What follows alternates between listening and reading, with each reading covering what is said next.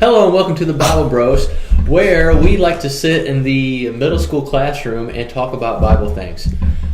Today we are going to be discussing about having everyone like you in the world. And this brings up an episode of Seinfeld that we watched just a couple of days ago.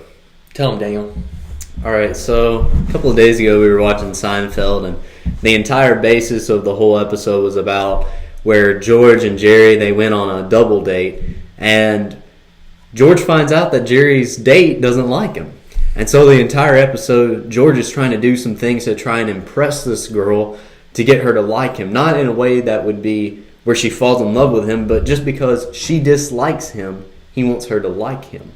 And so the entire time he's trying to do this, he's opening doors for her. He is putting things into her car. He's trying to be nice and try and encourage or just talk about her in nice ways. But while this is all going on, his girlfriend leaves him. And so it's ridiculous that happened, but what's even more ridiculous is that Jerry's girlfriend left him. And so now he has two women that hate him. But what we thought the entire time we were watching was that, this is ridiculous. People don't do this. This would never happen. And what's really interesting about television is that they take real life things and relate it to us and then blow it out of proportion. Yeah. So it's funny because he actually made a sermon about this, and it just kind of popped reality into my head. So I thought this is Bible bro worthy right here. This is good stuff.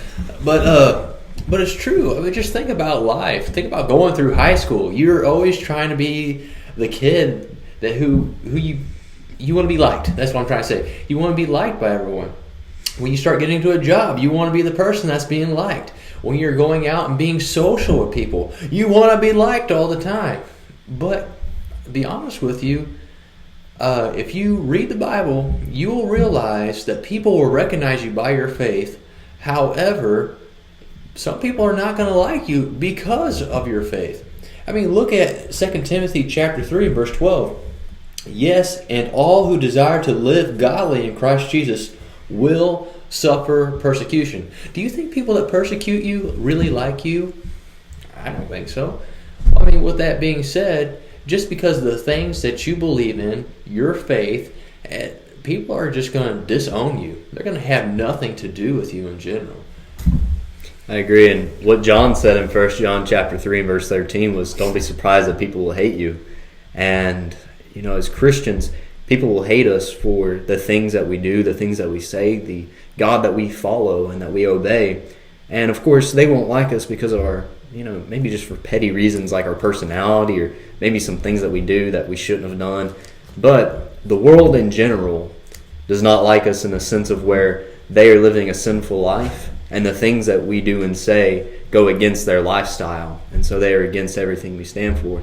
But one thing that you also mentioned about was about Paul speaking to Timothy. Yeah. And it reminded me of Galatians chapter 1 and verse 10, how Paul was beginning his letter to that church in Galatia and saying that, for do I now persuade men or God, or do I seek to please men? For if I yet please men, I should not be the servant of Christ. And in this, Paul is saying, if I wanted to be liked or pleasing to people, I would be like the world. I would live like them. But I made that commitment, and I am heeding to that responsibility of being a Christian and being a servant of Christ.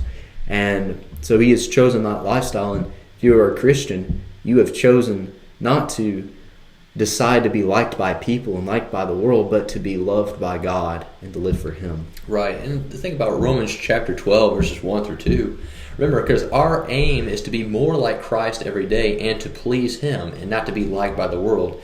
And what does it say? I beseech you, therefore, brethren, by the mercies of God, that you present your bodies a living sacrifice, wholly acceptable to God, which is your reasonable service.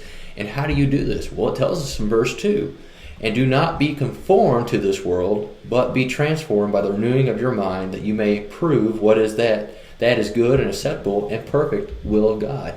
We are striving to not be like this world, but we are striving to be transformed every day, living according to the Word, to be more like Christ.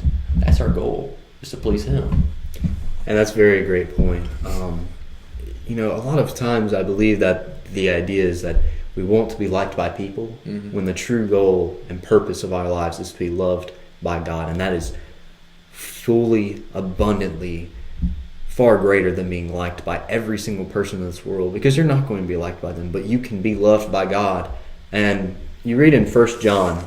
1 John is such a great book about the love of God. And I'll just mention some verses.